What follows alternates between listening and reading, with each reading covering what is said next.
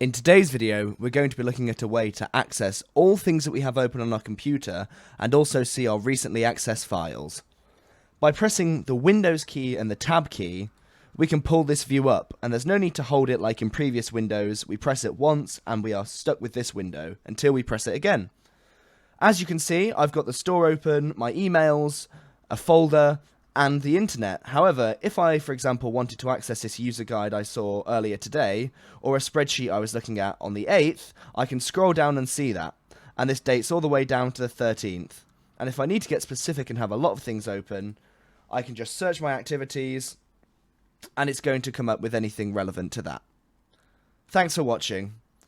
I hope this video's helped. Visit kazzicom.com for more information on IT support, cloud solutions, Office 365, and many more services.